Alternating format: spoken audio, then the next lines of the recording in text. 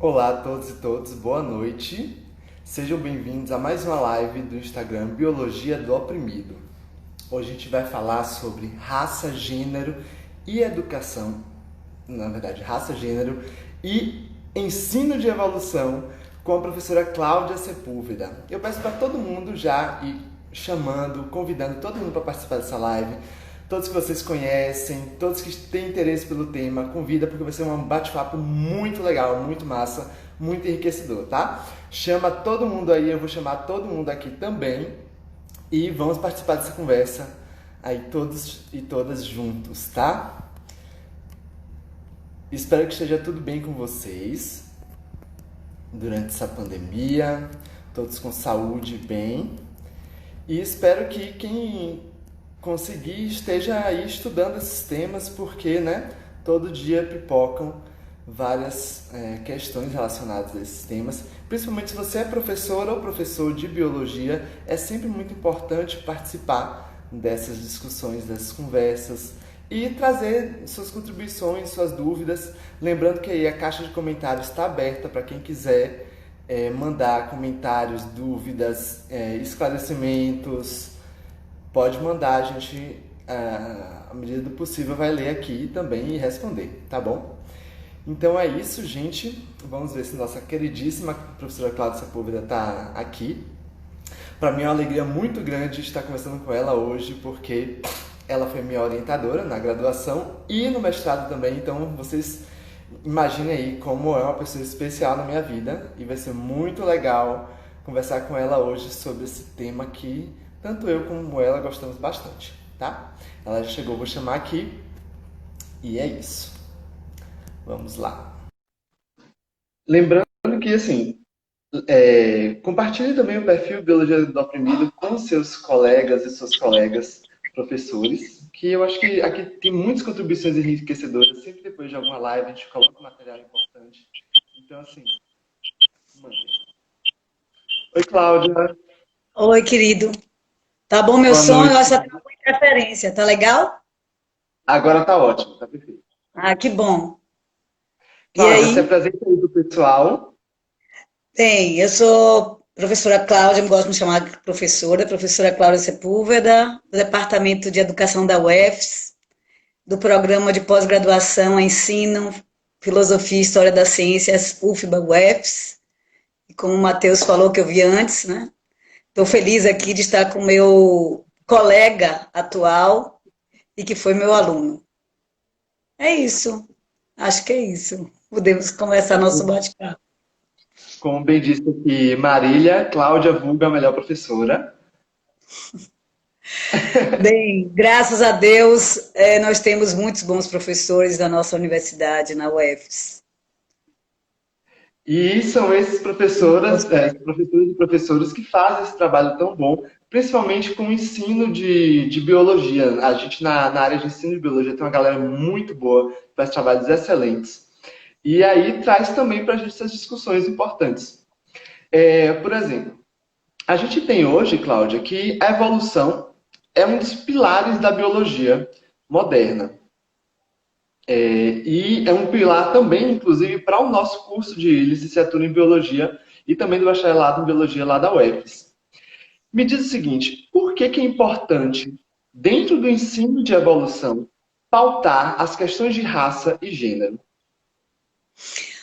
Olha, eu acho que pautar as questões de raça e gênero, a princípio, né, em uma série de contextos educacionais, hoje, é importante, ou eu me motivo em relação a isso, para uma questão de promoção de uma educação humanística, né?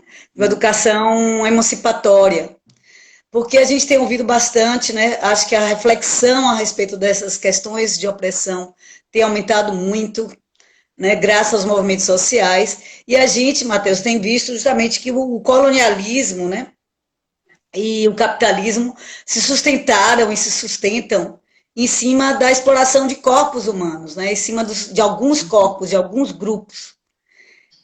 E nesse processo nós temos aí, nas relações de poder, organizando essas relações de poder, o patriarcalismo e o racismo como questões estruturais na sociedade. E essa subjugação de corpos, né, está baseada justamente, em boa parte, do ponto de vista ideológico, na naturalização de diferenças, né, de hierarquizações entre raças e na hierarquização entre sexos, por exemplo. Né, no caso aí do sexismo, do patriarcalismo, dos papéis de gênero, que nos são os impostos. E o século XIX todo foi, quer dizer, toda a biomédica, digamos assim, durante o século XIX, teve esses dois temas como fundantes, como a grande parte da pesquisa, né, se dava em relação às diferenças entre as raças e as diferenças entre os sexos.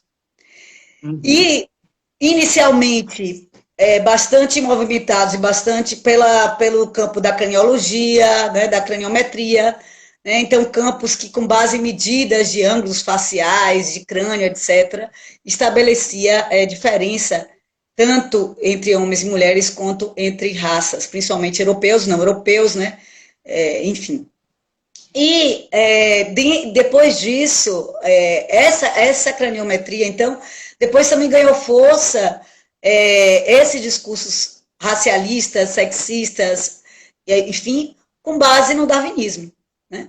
Então, os discursos evolucionistas estiveram presentes na formação dessa ideologia das diferenças entre raças e sexo. Só isso já é uma base, então, para a gente justificar, tratarmos isso no ensino de evolução.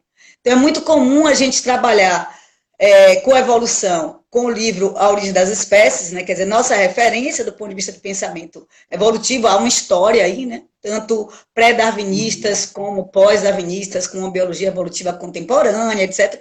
Mas, certamente, o pensamento darwinista é uma das questões centrais. E a gente usa muito o livro A Origem das Espécies.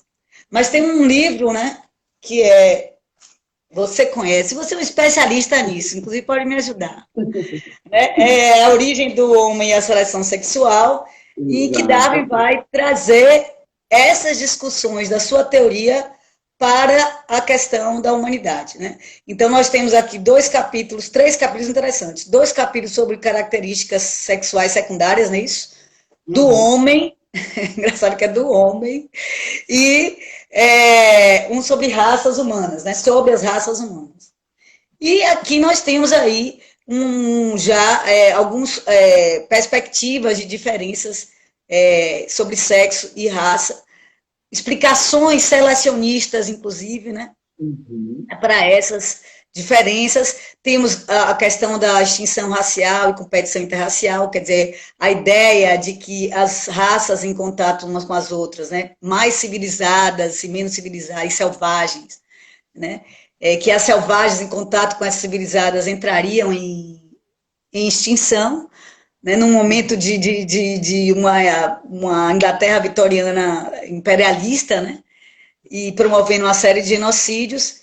E temos também teorias sobre as diferenças entre sexos, inclusive de capacidade intelectual entre homens e mulheres, também fundada em perspectiva dessa natureza selecionista, como a ideia da lei da batalha, né? A ideia de que os homens, os homens eram intelectualmente superiores porque tinham maiores desafios, né, na história evolutiva, e esse desafio tinha a ver com, inclusive, conquista de parceiros, manutenção do lar, e etc.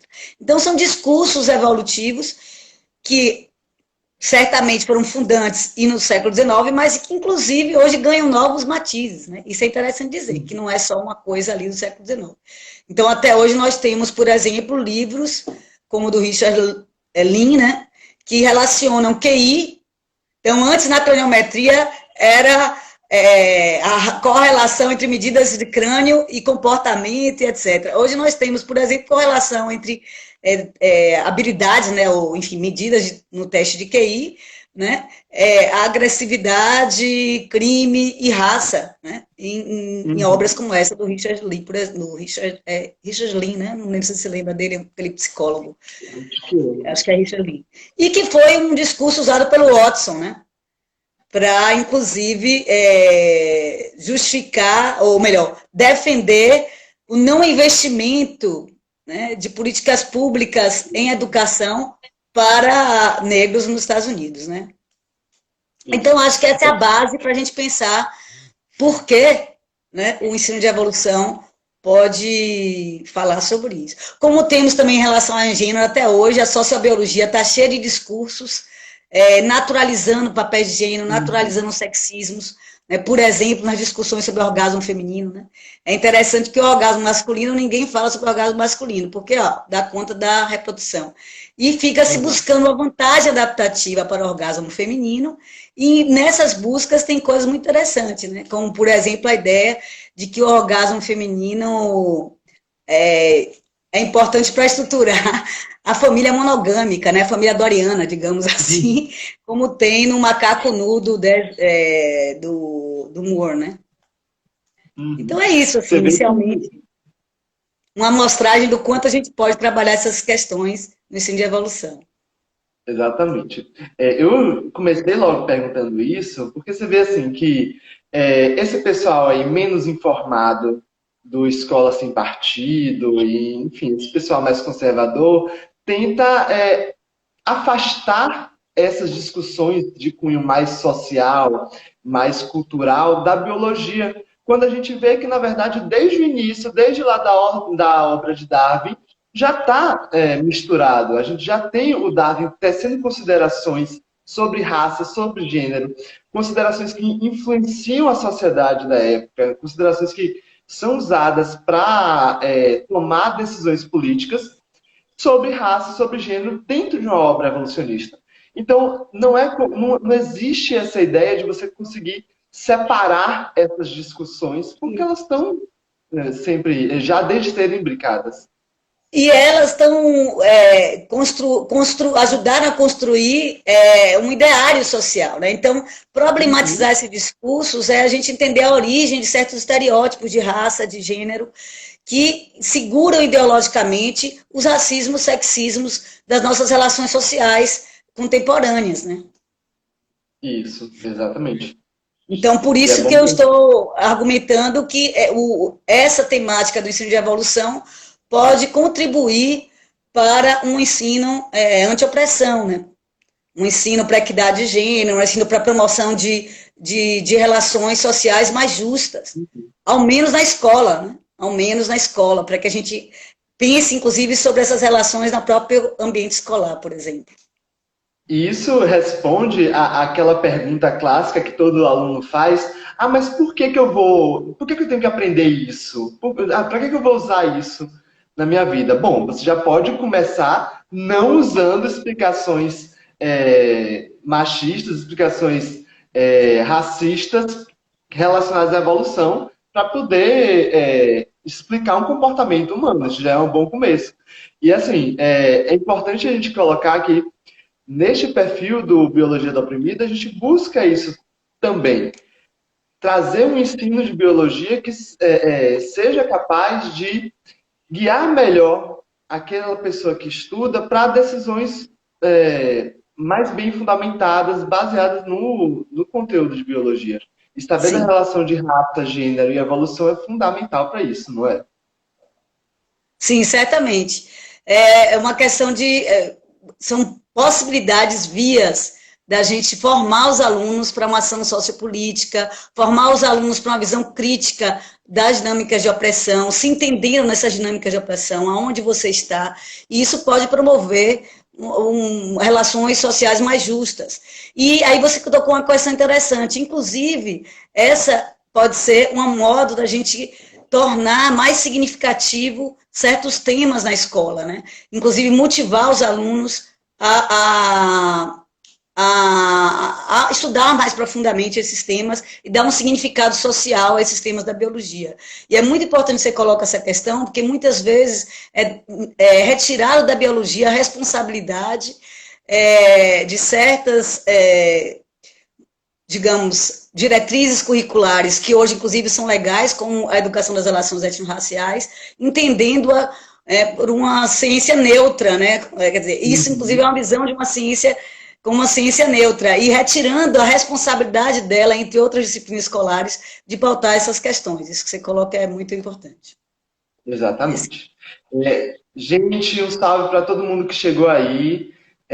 Temos comentários aqui do pessoal. Cíntia colocou que é bom ver a biologia trabalhando esses temas geralmente tão presos às ciências humanas. Isso mesmo, Cintia, e não só na educação básica, também na educação superior a gente vê esses temas muito sendo discutidos dentro das ciências humanas e raramente na biologia. Ainda bem que a gente tem aqui exemplos de discussões que estão sendo feitas. Teixeira PP colocou aqui, ó, Cláudia, como você É acha o que o Pedro ensino de Teixeira, biologia... um grande colega, hein? Organizador de uma obra maravilhosa. Vou fazer propaganda aqui já. Agora a gente Faz vai tocar fechando aí. os conteúdos cordiais. Biologia humanizada para uma escola sem mordaça. Que responde, inclusive, ao que você Perfeito. colocou. Diga aí a pergunta do Pedro, ou o Pois comentário. é. Ele coloca assim, Cláudia, como você acha que o ensino de biologia poderia problematizar o racismo e o mito da democracia racial ao mesmo tempo? Interessante. Olha, bem, em relação ao racismo, eu acho que a gente tem todo, que a gente já discutiu, a gente tem muitas frentes, né?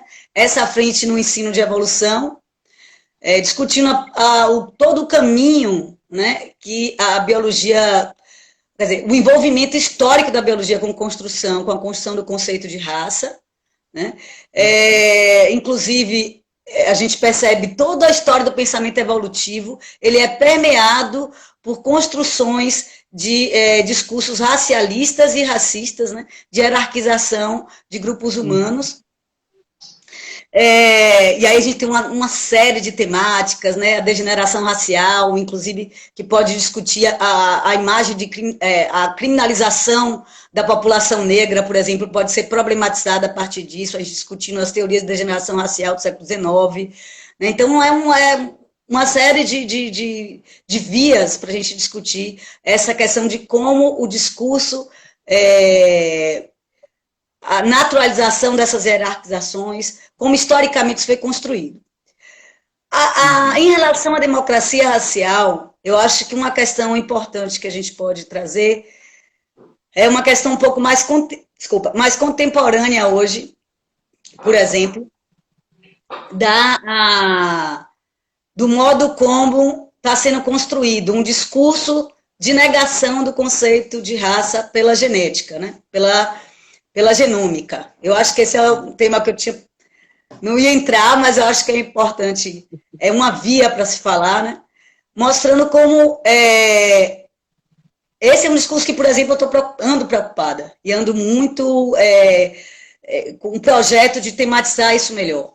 Então, hoje nós temos um discurso de negação do conceito de raça, quer dizer que o conceito de raça não tem estatuto científico, com base em uma série de dados da biologia, da genética populacional e da genômica, né? Então, a ideia de que não há diferenças raciais, diferenças genéticas, não, uma variabilidade genética que justifique grupos humanos homogeneamente distintos. Então, e boa parte daquelas características icônicas, digamos assim, da raça, né, que foram usados lá no século XIX, como a gente falou.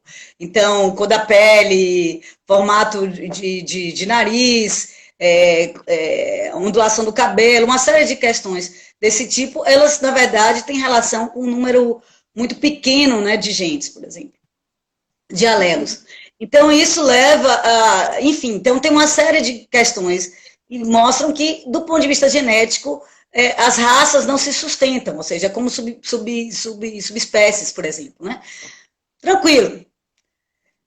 Acontece que esse discurso tem gerado um discurso de que somos todos... E isso tem sido mediatizado como a ideia, por exemplo, de que somos todos iguais. Né? Tem sido... Além disso, a genômica tem produzido pesquisas de mapeamento de ancestralidade genética. E no Brasil nós temos um grupo de geneticistas que tem feito isso, como o grupo liderado pelo Sérgio Pena, por exemplo, professor da UFMG.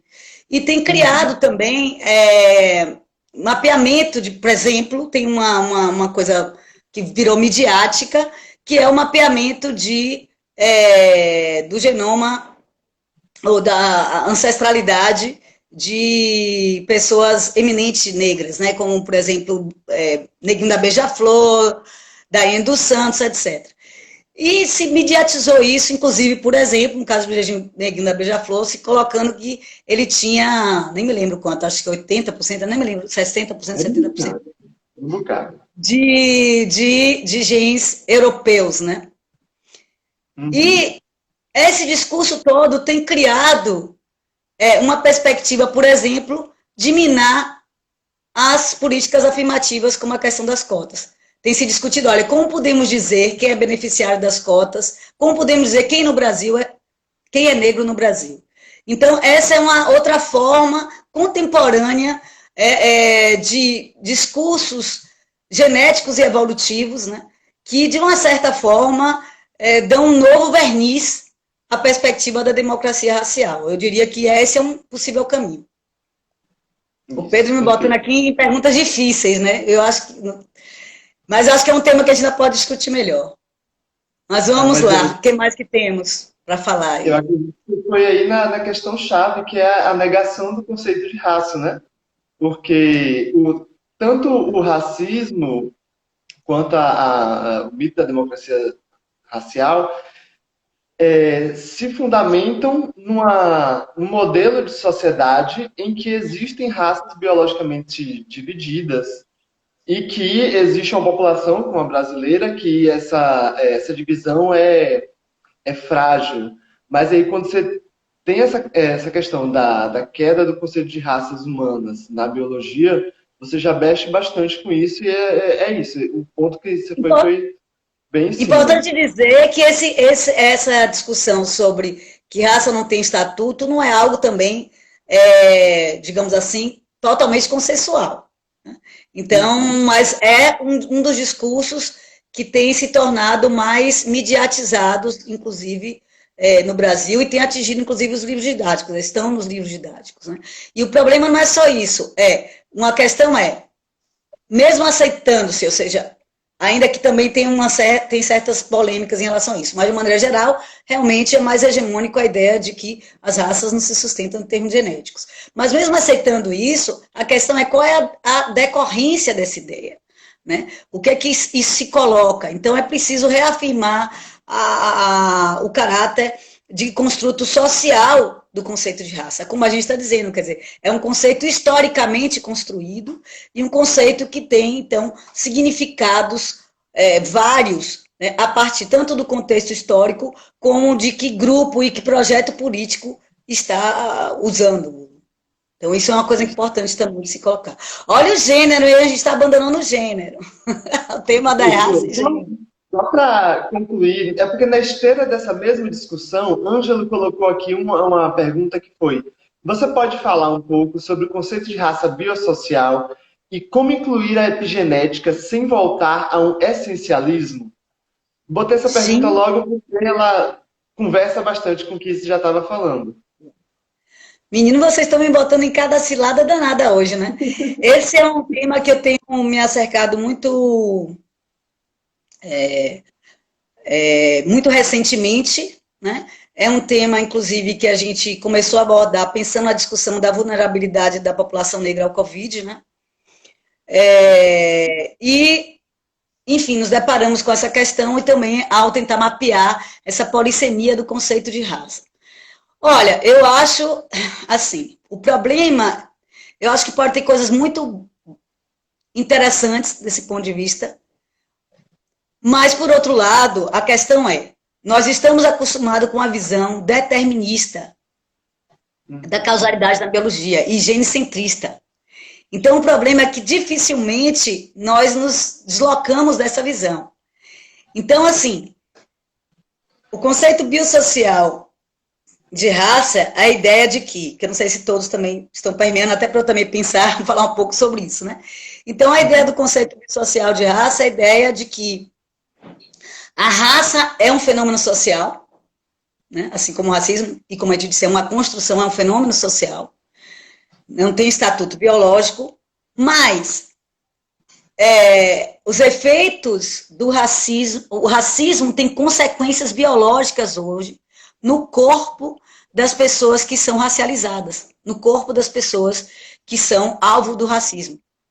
Né? Então, a gente tem, por exemplo, dados que mostram que o estresse na maternidade de mães negras tem relação com a perda de peso dos bebês recém-nascidos, né, por exemplo. Uhum. E a questão de que, por outro lado, por mecanismos epigenéticos, isso também pode ter correlação com doenças, com a maior vulnerabilidade, maior predisposição de doenças cardíacas na idade adulta desses bebês, por exemplo, né? Desses bebês que foram submetidos a esse estresse, por exemplo, na gravidez de mães racializadas, né? De mães que sofrem no cotidiano essa questão racial. Então, tem aí um campo, que é esse campo das inequidades raciais na saúde, e que tem gerado esse diálogo com a epigenética e a epidemiologia social, e temos aí essa ideia do conceito biosocial de raça, que, por um lado, pode ser interessante. Por quê? Porque ele está vendo o fenômeno não só de um determinismo social, nem só para um determinismo biológico, né? Mas podemos incorrer em riscos nesse debate, porque dificilmente as pessoas se deslocam de uma visão determinista biológica, né, e genicentrista na formação que nós temos. Inclusive, isso mostra a importância de começarmos a investir mais no ensino de epigenética, né, que nós temos os cursos de biologia, poucos têm isso fortemente no currículo, por exemplo, de que dirá na educação básica, né? Pois é, exatamente. Então, vamos passar para falar um pouquinho de gênero, né? Você já trouxe aí vários exemplos da história da biologia, de como a evolução se relaciona com as questões raciais. Mas aí, conta um pouquinho para a gente, como é que as questões de gênero se relacionam com as discussões da evolução humana? Então, nós temos também uma série de discursos evolucionistas, como eu falei, que naturalizam as diferenças. Além disso, tem uma coisa muito interessante, que é atribuir uma certa passividade às mulheres, né, e deslocar elas do papel delas no processo evolutivo. Então, uma coisa muito interessante é a hegemonia de um modelo para a evolução humana, que é a ideia do homem caçador, né?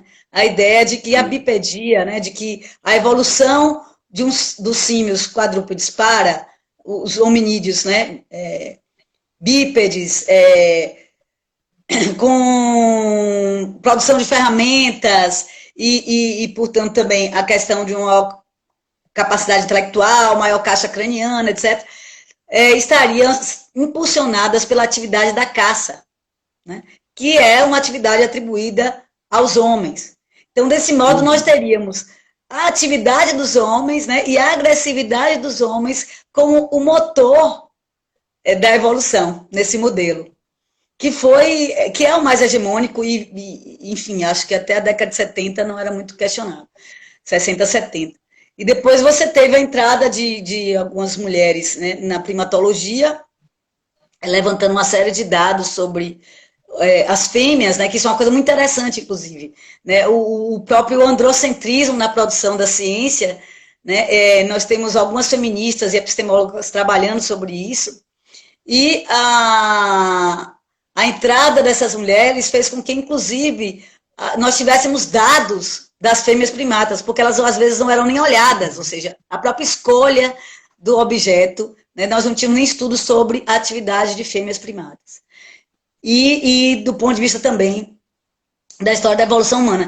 E essa entrada dessas mulheres, algumas delas feministas, outras não, mas enfim, gerou outros modelos, como a ideia da mulher coletora, ou seja, a discussão que, na verdade, uma outra hipótese alternativa a essa seria de que a atividade das mulheres, a coleta, coletando plantas, etc., que esse forrageamento feminino era muito mais importante para a subsistência dos grupos do que a própria caça dos homens.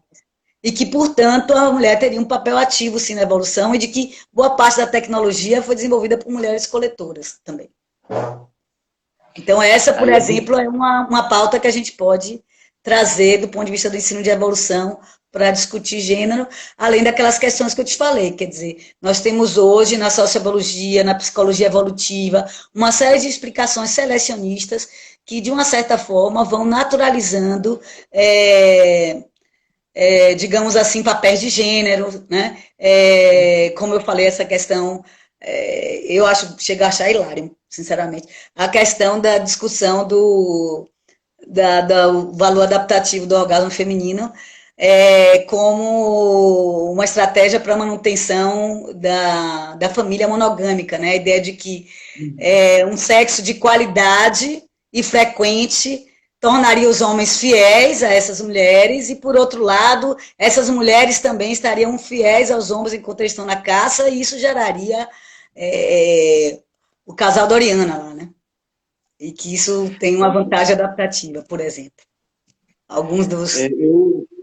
Eu achei um ponto bastante interessante no que você trouxe, que foi a questão assim, muito do apagamento das questões de raça e de gênero na história da biologia se deve porque a maioria dos cientistas, dos biólogos e dos historiadores da ciência foram homens brancos. E por isso retiraram da história, retiraram das narrativas as questões que, de alguma forma, envolviam ou traziam contribuições das mulheres e de pessoas negras.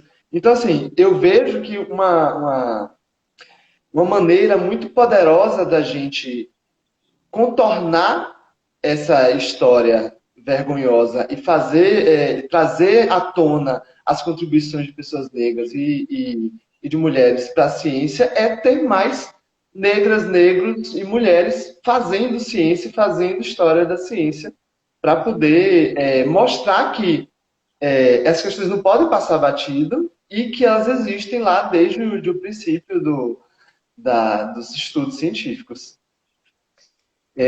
Inclusive, só fazendo um comentário, inclusive tem um texto que eu acho fantástico, de dois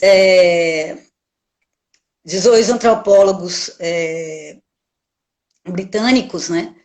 O Peter Wade, que, aliás, dialoga muito com a comunidade acadêmica brasileira, e o Michael Kent, que eles mapeiam essa questão que eu discuti,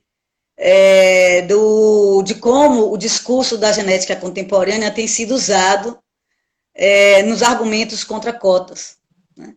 Contra a política de cotas. Eles fazem um mapeamento muito, muito bom, empírico, inclusive, em laboratórios de genética, discutindo também, analisando ações judiciais, etc. E nesse texto eles discutem essa questão, né? De como o movimento negro, as frentes do movimento negro, para lidar com essa questão desse discurso da genética minando as suas pautas, né?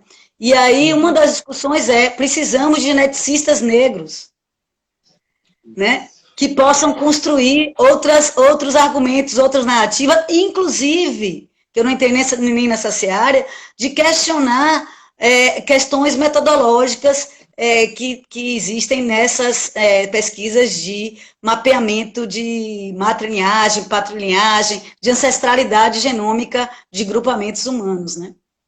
Então, essa é uma discussão importante. E como a gente tem, por exemplo, essa entrada de feministas, né, nas ciências biológicas, por exemplo, nas ciências biomédicas de maneira geral, essa entrada que eu falei na primatologia, mudando esses modelos, revisando esses androcentrismos, também precisamos, como você falou, de homens e mulheres negras na ciência, criando outros modelos, né? Perfeito, perfeito. Olha, o Cleison comentou aqui em cima se você viu o clipe da Beyoncé e a polêmica da publicação da Lilia Schwartz. Cleison, eu vou responder essa, tá? A gente ainda não assistiu o filme da Beyoncé, mas a gente está por dentro da polêmica, inclusive estávamos discutindo isso hoje no grupo de WhatsApp, lá do grupo de pesquisa. E assim, vou deixar isso como pauta para uma próxima live. Quem sabe a gente discutir nessa próxima live questões de negritude, ancestralidade e representatividade na mídia, tá? Mas a gente tá conversando sobre esses temas também, porque afinal o mundo pop não consegue escapar também das questões raciais e das questões de ancestralidade, não é mesmo? Mas isso vai É, ser. eu não vou me furtar a comentar isso, embora é um pouco. Quer dizer, bem, primeira coisa, a Lilian Schwartz, inclusive, é uma referência sobre o racismo científico, né?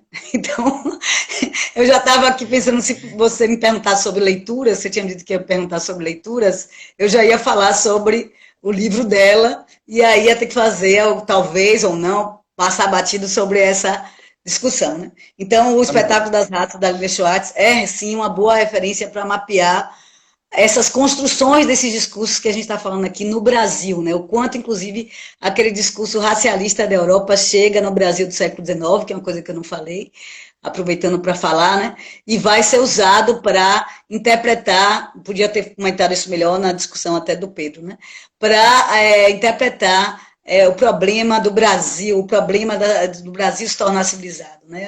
A construção daquela identidade da nação brasileira ali no século na virada da Primeira República. E, então, realmente, ela é uma excelente referência nesse sentido. Eu fiquei muito... Assim, eu achei lamentável, porque eu acho que a Lilian tem essa produção, acho que a Lilian tinha um diálogo muito bom com o movimento negro, e achei que realmente foi uma avaliação de julgamento e pouca análise, né?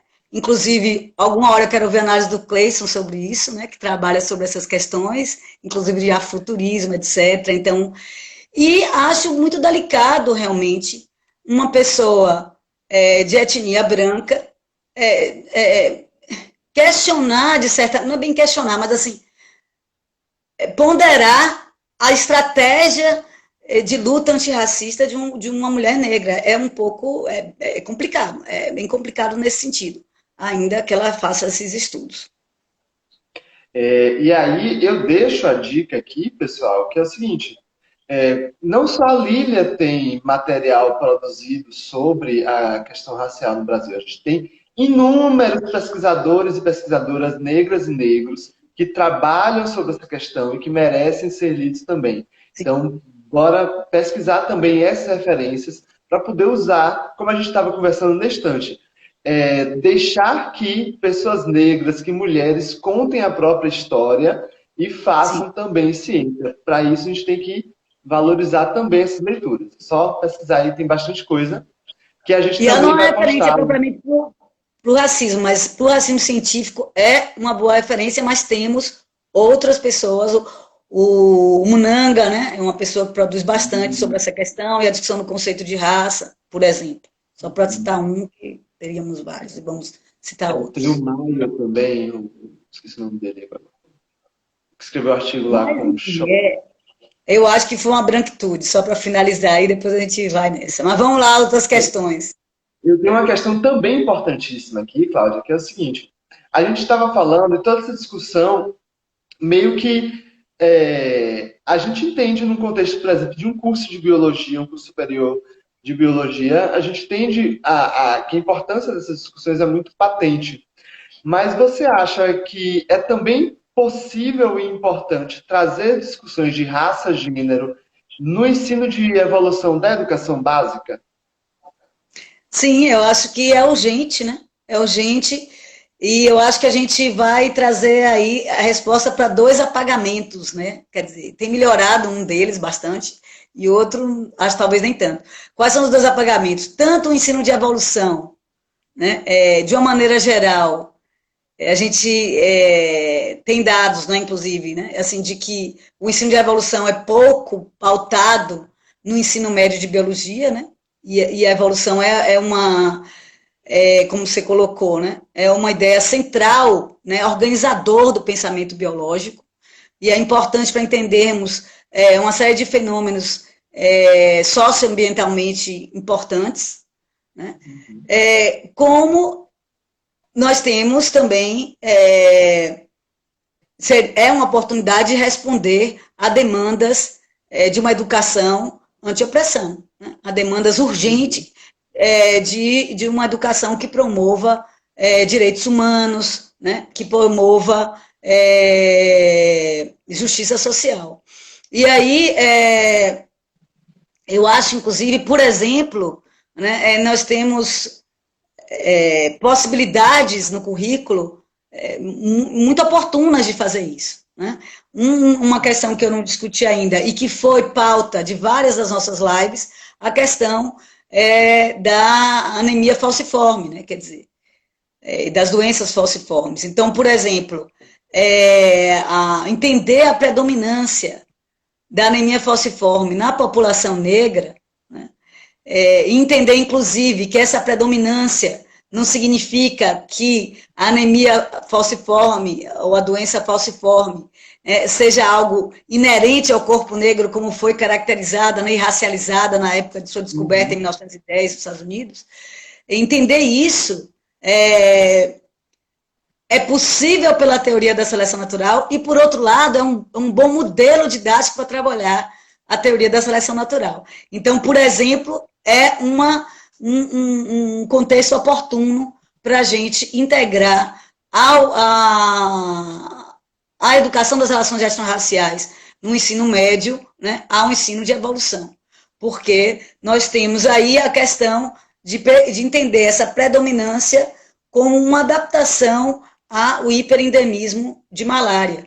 E isso é muito interessante porque uma das coisas de dificuldade que as pessoas têm para entender a teoria da seleção natural é entender essa questão do regime seletivo, da vantagem seletiva, né, do mecanismo variacional da mudança evolutiva. E esse é um exemplo sensacional, porque fica como explicar, né, a permanência de um alelo que tem, de certa forma, alguma letalidade em algumas circunstâncias em que, quando você não tem uma boa assistência a essas pessoas. Né? E aí, o regime seletivo do hiperendemismo de malária em certas regiões, né? Como algumas regiões africanas. Né? E a vantagem adaptativa daqueles que têm o traço da anemia, né, e que tornam mais resistente à infecção da malária, né, permite entender essa permanência na população negra e, de outro lado, então, portanto, é um modelo para entender seleção natural. Acho que eu baguncei um pouquinho, não sei se ficou claro. Eu ia te perguntar logo em seguida, Cláudia, justamente isso. Que iniciativas você, o nosso grupo de pesquisa, tem feito nesse sentido de levar essas discussões para a sala de aula, para a educação básica? O que é que a gente já tem feito aí e o que é que já tem de projeto para poder tornar esses temas mais palatáveis para a educação básica? Então, nós temos, na verdade, a gente tem algumas propostas pedagógicas já aplicadas no ensino superior, inclusive uma delas foi de sua autoria, né? Então, nós temos um caminho de algumas dessas propostas serem primeiro aplicadas no ensino superior, inclusive no curso de licenciatura, né, de futuros professores de biologia. Então, nós já trabalhamos com a história do racismo científico, né, ou melhor, essa questão da história do conceito de raça relacionado com o pensamento darwinista, com essas questões que a gente já discutiu, que foi o seu mestrado, né? Nós temos esse trabalho com a racialização da anemia falciforme. Então, isso a gente tem no ensino superior e já iniciamos. Aliás, eu acho que ela está aí presente. Obrigado pela sua presença, professora Vanessa Reis, né? E obrigado também para outros professores de educação que eu acho que estão aí, professores de educação Guimarães, que estão sempre colaborando conosco. Então, nós já fizemos também algumas propostas, inicialmente na forma de roda de conversa, né, trazendo essa discussão da racialização da anemia falciforme. Né? Então, a gente trabalha com a explicação selecionista para a predominância da anemia falciforme em população negra, discutindo tanto a história de racialização e que implicações isso tem, né? Até hoje, para a questão que a gente discutiu numa das lives aqui, que é a questão dos estereótipos e do cuidado das pessoas com doença falciforme. Né? Discutimos isso, a história de racialização da anemia, e aí discutimos a anemia como uma pauta na agenda do movimento negro, né? Por saúde integral da população negra. Então, essa é uma boa plataforma, que a gente já tem testado algumas coisas, já tem aplicado em sala de aula, e também na forma de rodas de conversa, como eu coloquei. Temos um trabalho que a Emily desenvolveu com a história da Sarah Bartman, né? Então, e aí é um trabalho interessante, porque faz a intersecção raça e gênero. Então, a história de uma mulher africana que foi trazida para a Europa naquele contexto do imperialismo europeu e que era apresentada em dois tipos de atividades muito comuns naquela época, que eram as exposições antropológicas, que, aliás, tem relação com aquela ideia de competição e extinção racial darwinista, né? Então, a ideia de que se esses grupos, né, ao encontrar as raças civilizadas, né, por uma perspectiva, digamos assim, selecionista, eles seriam exterminados, né, e de um pressuposto de inferioridade aí desses grupos, se justificava trazer essas pessoas para serem estudadas, né, antes que elas fossem extintas. Então, nós tínhamos aí uma prática de verdadeiros zoológicos humanos, né. Então, essa mulher foi trazida nesse contexto, mas foi também apresentada em shows, freak shows que chamava, que eram shows dito show de horrores, show de circo, quer dizer, aquelas pessoas que eram vistas como anormais e eram apresentadas ao público em geral.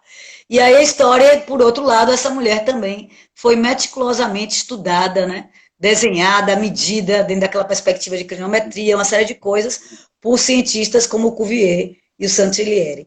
E foi, inclusive, enfim, usado em uma série de debates, né, para discutir essa perspectiva de que, por exemplo, grupos negros seriam elos evolutivos entre os símios, né, e os grupos e os europeus, né? Então, a gente tem também uma sequência didática que foi aplicada discutindo o caso da Sarah Bartman e discutindo essa questão de autorização, né, de construção de outros em relação à raça e gênero, com o caso dessa mulher. Inclusive, tem uma coisa muito interessante, porque ela vira ícone, né, de certa forma, do movimento, quer dizer, do movimento de mulheres negras, inicialmente, inclusive, o próprio feminismo, inclusive até o feminismo branco, né, a toma, né, como um exemplo de objetificação da mulher, né. E por falar em Sarah Bartman, a gente vai ter também em breve o quê? Nós vamos ter em breve uma plataforma em que a gente vai abrigar essas e outras, que eu ainda acabei não falando todas as nossas iniciativas, tem umas mais relacionadas ao ensino genético, outras de citologia, mas abrigar, então, materiais curriculares educativos para as relações etnorraciais que a gente tem desenvolvido no grupo.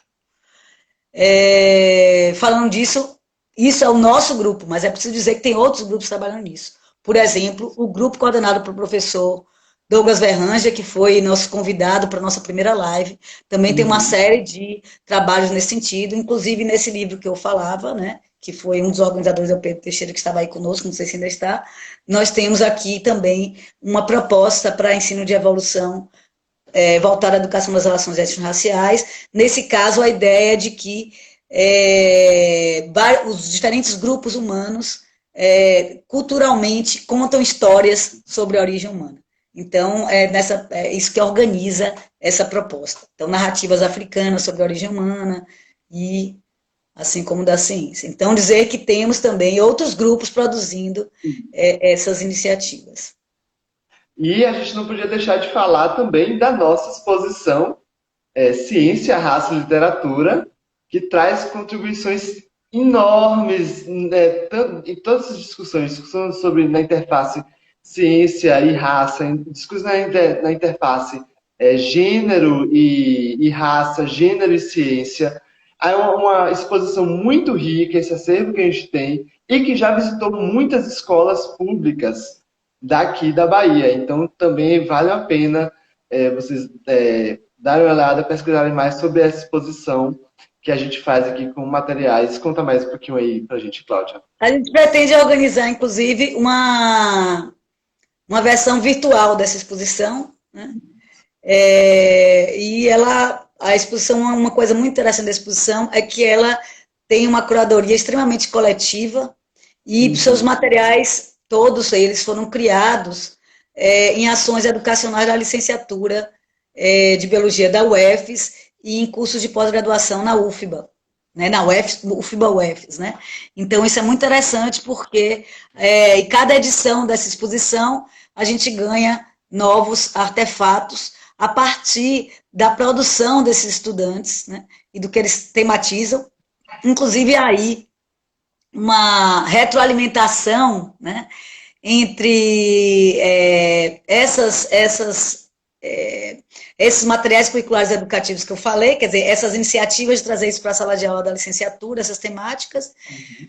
Muitas dessas iniciativas, hoje em dia, têm produzido material pelos próprios alunos que passam pela sequência didática, né, para a exposição, e, por outro lado, a exposição também retroalimenta de temas para a gente levar para a sala de aula. Então, a gente recontextualiza coisas que a gente vinha trabalhando na exposição para a sala de aula e vice-versa, e dizer que isso tem sido alimentado, entre outras coisas, por uma pesquisa em história do racismo científico, em história da ciência. Então, uma pesquisa que trabalha com história da ciência e recontextualizando isso para o ensino de ciências. E eu não falei de um caso que eu esqueci, que eu gostaria de falar, que eu acho incrível, que também tem uma intersecção muito interessante, que é a história da uma mulher, que aí você falou do apagamento, né, pela história das ciências. Nós temos o apagamento, por exemplo, da Clémence Royer, ou Clémence Royer, não sei como é que se fala, é francesa, aí vocês podem me ajudar depois, quem sabe francês, que foi a tradutora do Origem das Espécies para o francês, né? E uma mulher muito interessante, porque ela usou o prefácio, digamos assim, quem está estudando isso é a Yaci, que está aí, eu acho também, Yaci Farias. É esse prazer de ter essa colaboração com a Yaci, minha aluna de doutorado. E, então, ela usou o prefácio para colocar suas próprias ideias, e podemos dizer que ela é uma precursora, uma das precursoras do darwinismo social, né? Que seria esse movimento de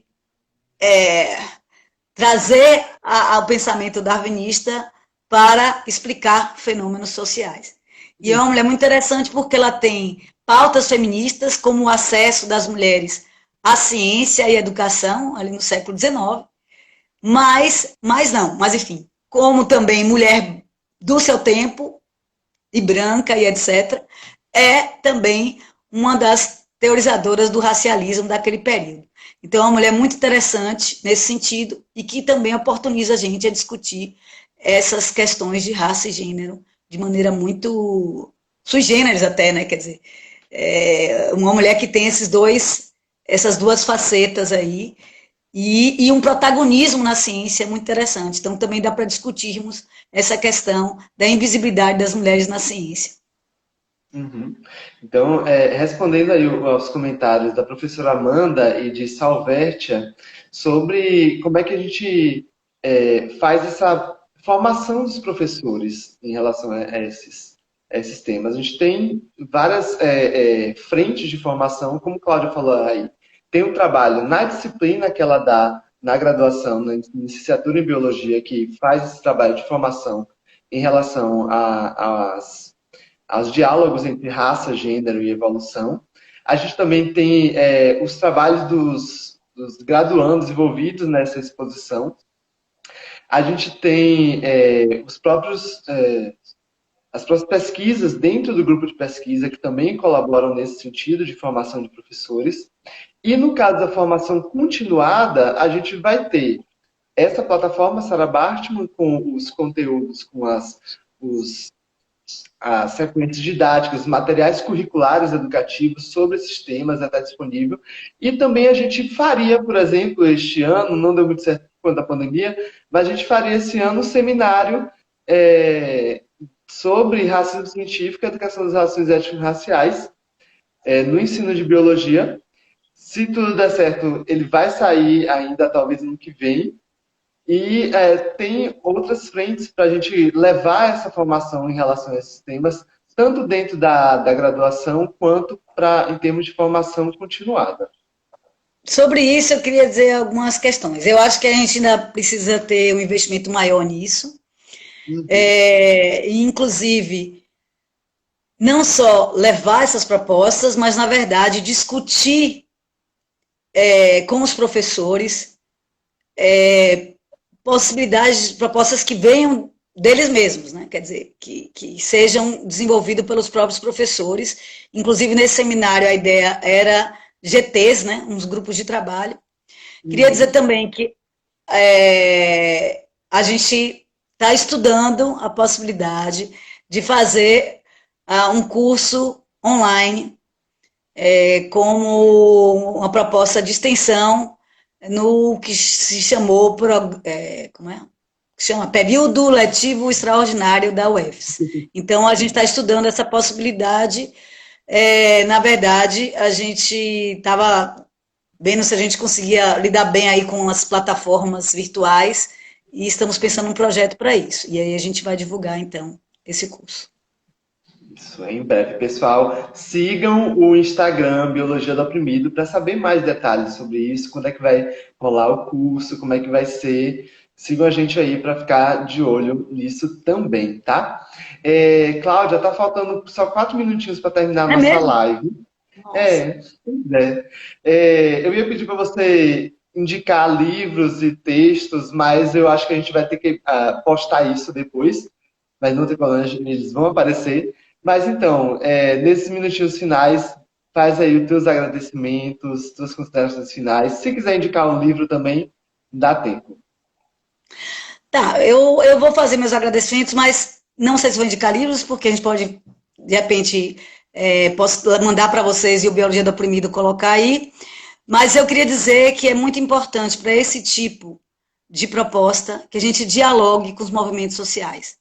E queria dizer também que a gente tem buscado uma metodologia de validar essas propostas, as sequências, por movimentos sociais. Então, muitas vezes, a gente, dentro das nossas pesquisas, a gente coloca protocolos, né, de validação por grupos de feministas, por pessoas do movimento negro, né, para validar essas sequências. E eu acho que a gente não pode fazer esse tipo de proposta sem manter um diálogo com os movimentos sociais nessa colaboração. Eu gostaria de falar sobre isso, e aí queria agradecer a meus alunos, né, aos meus colegas do grupo de pesquisa, que tem há quantos anos? Desde 2012, mais ou menos, né, trabalhado essas temáticas. Queria agradecer a todos que estão aí nos vendo, queria agradecer os professores da educação básica que se dispõem também a fazer esse diálogo com a gente e criar essas propostas. E agradecer a você, Matheus, pela mediação. É isso. Teria algumas questões para falar também, de alguns princípios importantes que temos que trabalhar nessas relações. A gente falou aqui de temas, mas não adianta só os temas, né? É preciso a gente pensar algumas questões assim, como organizar isso pedagogicamente, né? Então, faltou um pouco esse debate e alguns princípios também importantes, mas, enfim, acho que eu não gosto muito de fazer outra live, né, depois da primeira, então ficamos para um outro momento discutir essas questões mais metodológicas.